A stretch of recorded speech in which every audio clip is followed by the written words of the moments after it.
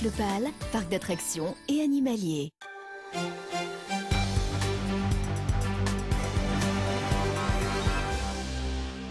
Bonjour, bienvenue dans l'édition du Grand Lyon. Les abords du tribunal correctionnel de Lyon, devenu tribune politique, 3 étudiants comparaissaient aujourd'hui pour des faits de violence. C'était en novembre 2013. Porte cadenassée, accès contrôlé.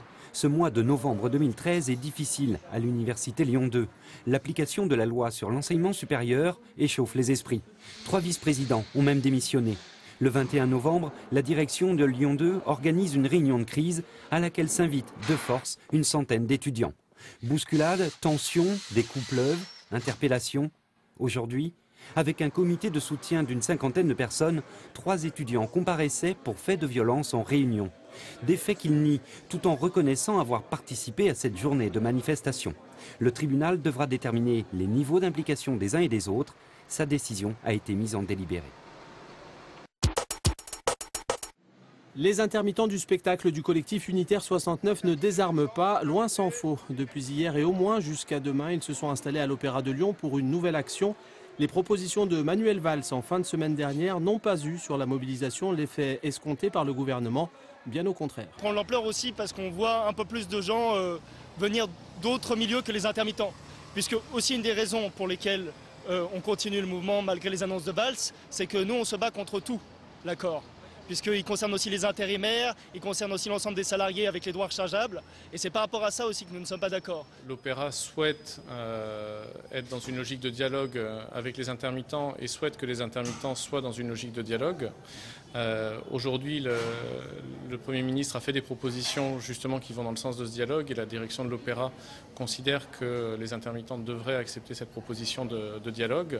Et le prochain dialogue sur l'agenda du collectif d'intermittents, c'est ce soir avec l'adjoint en charge de la culture à la ville de Lyon. En attendant, l'Opéra reste occupé, mais pas par les intermittents qui y travaillent. Ces derniers ne se sont pas joints au mouvement du collectif pour le moment.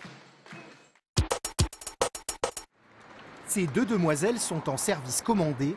Leur mission, tester incognito bien entendu les gourmandises proposées par cette pâtisserie lyonnaise.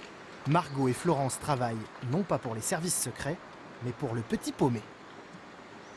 Moi je suis assez étonnée par votre tarte tatin. Oui. Elle a l'air un peu particulière, non? C'est vous qui faites tout ici, derrière vous avez... Ce n'est qu'après avoir payé que Margot et Florence révèlent leur véritable identité. Et c'est quoi le criollo? Et que notre caméra, qui essayait de rester discrète, peut enfin entrer. Là on a de quoi se faire un assez bon goûter, donc on va maintenant tester la qualité des produits. Vous redoutez la parution maintenant? Pas du tout, non. Moi j'ai la conscience tranquille, on verra bien. Dernier test, dernière critique. L'édition 2015 du Petit Paumé est actuellement en plein bouclage à Écully, dans les locaux de l'EM Lyon Business School. Aux commandes, 28 étudiants de 2e année en poste depuis janvier, avec 1600 papiers à rédiger et 300 000 exemplaires gratuits du guide à imprimer. Cette expérience bénévole est déjà un premier pas vers le monde du travail. C'est que du bénéf. On a des cours de commerce d'un côté et la pratique directement appliquée de l'autre avec le Petit Paumé. On est au contact permanent avec des professionnels, on doit faire des rendez-vous, faire des propositions commerciales, comme une PME dont tout l'effectif est changé chaque année. Le Petit Paumé est la 2e plus grosse association étudiante de France en termes de budget. Chaque année, ils doivent réunir plus de 600 000 € pour que le guide voie le jour. Des fonds qui proviennent essentiellement de la publicité. Mais attention, l'achat d'un encart pub ne donne pas forcément droit à une bonne critique. Le testeur, en tout cas, n'est jamais au courant de qui a pris un encart publicitaire dans le guide ou qui n'en a pas pris. Donc le testeur et le démarcheur sont toujours 2 personnes différentes, ce qui nous permet de rester indépendants et que la critique n'ait jamais un lien avec la publicité ou non qui a été prise par l'établissement. Le Petit Paumé existe depuis 1968.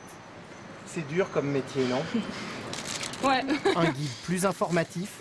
Ouais, c'est dur. Peut-être moins impertinent qu'avant, mais toujours aussi attendu. Verdict? Faut venir le 11 octobre, place Bellecour pour le verdict. Ouais. Ah, je vais trop à gauche. Je tourne sur moi-même. Ah. Ah voilà, tout droit. Alain est testeur de jeux vidéo, mais pas un jeu tout à fait comme les autres. Ici, pas d'images, que des sons. Et pour cause, ce jeu est en premier lieu destiné aux déficients visuels. Alain surfe régulièrement sur les prototypes et fait part de ses remarques. En étant à côté de la rizière, j'aurais fait plus de bruit enveloppant, c'est-à-dire qu'on l'entend des remous à gauche, des remous à droite. Des remarques pour que le game soit le plus amusant possible. Le plus ludique, je ne sais pas, mais au moins le plus réaliste. Plutôt. Parce que il faut qu'on arrive à s'immerger, et en étant immergé, qu'on ait l'impression d'être dans une réalité. Allez, donne-moi le chouchou. Attends. La petite fille se déplace et on essaie de la trouver, et il faut essayer de faire, soit essayer de faire abstraction des bruits qu'il y a autour pour se concentrer sur la petite fille, soit justement céder des bruits et de la spatialisation justement pour pouvoir trouver la petite fille. Non, je suis derrière toi. Voir avec les oreilles, les sensations sont différentes selon que l'on soit déficient visuel ou valide. Or, le jeu s'adresse à tout le monde. Explication en noir et blanc. C'est aussi une expérience sensorielle pour les voyants qui ont l'habitude de jouer beaucoup avec les images, forcément. Et donc, ça chamboule un petit peu aussi leur repère, et donc on a besoin de ne pas trop les chambouler non plus. C'est marrant parce que même s'il n'y a pas d'image, on peut être borderline avec des bruits d'os qui craquent ou de sang qui coule, effectivement, ça peut être, ou de cris. Voilà, il faut ça redoser, quoi. Ce projet mis au point par la start-up Dowino devrait voir le jour à la fin de l'année, mais il manque 20 000 €. On peut toujours aider en participant sur Internet. Voilà, c'est tout pour ce soir. On se retrouve demain pour d'autres infos de proximité. Très bonne soirée.